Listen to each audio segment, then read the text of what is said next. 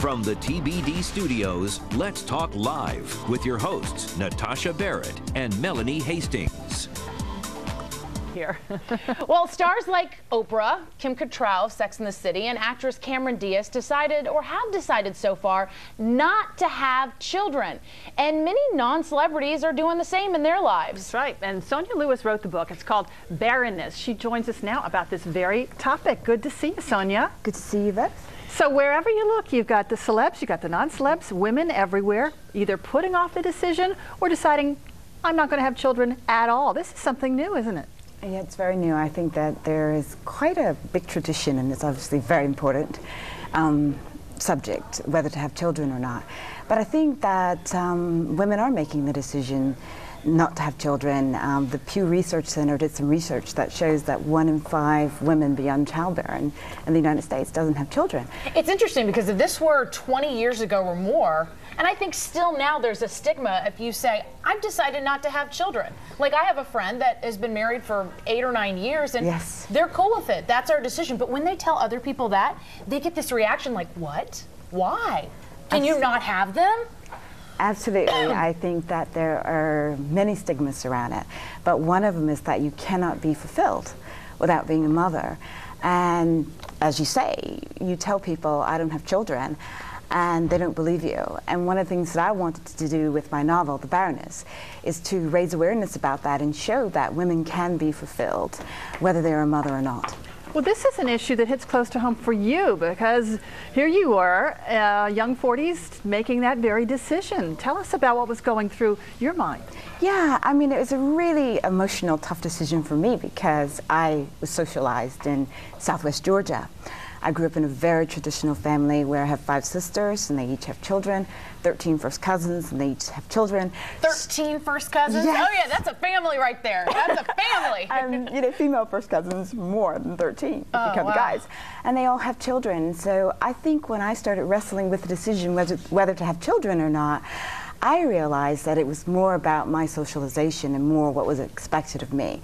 And as much as I love children, it wasn't the right choice for me. So you had felt that pressure that everyone feels. I felt the pressure, and you really feel it when you go home and everybody has the children around. Now, were you feeling that pressure in your 30s of childbearing years, typical, or was it later when you got into your 40s that you really nailed it down? I started feeling probably about 38 or 39, and the heroine in my novel is about that age, where she's really feeling the pressure from an aunt who doesn't have children. Because it's tick-tock. If you don't do it now, you could regret it the rest of your life. I mean, you got to weigh that. That's a huge choice. And this is the big thing, you know, whether there is this intrinsic link between motherhood and womanhood. And obviously, while they're both very closely related, you know, women can be fulfilled without being mothers. And I think it's important because there are issues where there are women who don't decide. It's decided for them, you know, in terms of fertilization issues. It's just important to be happy and comfortable in your own skin, whatever you decide. Not to be coughing over you, but I do have another question. You said this pressure, and everyone feels it, and women go through it, whether it's their biological clock, their mother, their sisters. Do you think, and I think you'd be a good one to ask because of all the females in your family, do you think that women are pressured and that wins over? Not the want for a child or the desire, but the outside pressure, and that's why they do it. I think it's a bit of both, but I do think that you really have to search really hard, and it was a very deep, you know, decision for me, a very emotional decision, because, as you say, there is the pressure there, and it's not that people are actually saying, go forth and have children, or they're all the time talking about it, but it's expected. It's traditional. And I've got many friends and many women who have been in this position, and women who have children, and they've said, I just didn't think about it. It just happened. Well, you can be the great auntie to all your sisters' children, right? Absolutely, and it's so much fun being Auntie The other Sonja. thing here that you mentioned in your book is that there's the other trend, younger women having children at a younger age. Yes, I do think that this trend is reversing. We have had the generation of women who, you know, decided to either delay motherhood or not take on motherhood at all. But I do think that there's a trend that shows that younger women are beginning to rethink that. And I think that one of the issues is it's just the internal feeling of making sure that they are fulfilled.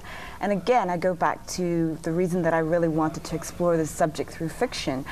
It's really okay. It's some people are going to be mothers, and that's a fantastic, wonderful role, but not everyone is going to be. I want to ask you this before we go, because I'm sure there are tons of women out there who are thinking this, or might be in this boat. They can't have children. Maybe they're going through IVF and they're listening going, you have the chance to have them. You're fertile, you can do this. Why are you missing your chance? Have you heard that from people? I've heard all the time, yeah. What do you say to them? I say to them, you know, it was a very emotional decision, because you do think that, you know, am I going to wake up one day and regret this? But I think that it's important, once you've made a life decision, you will have your moments, but you have to live with it, and you have to become comfortable in your own skin. You have to own it. Well, the book is called Barrenness, and it is by Sonja Lewis, and it explores the very kind of human issue of a woman's decision whether to have kids. Sonja, thank you. Yeah. Thank you. Up next on the show, could a stolen scarf be sending a New York socialite to jail? We're going to tell you why or who spent some time behind bars and why.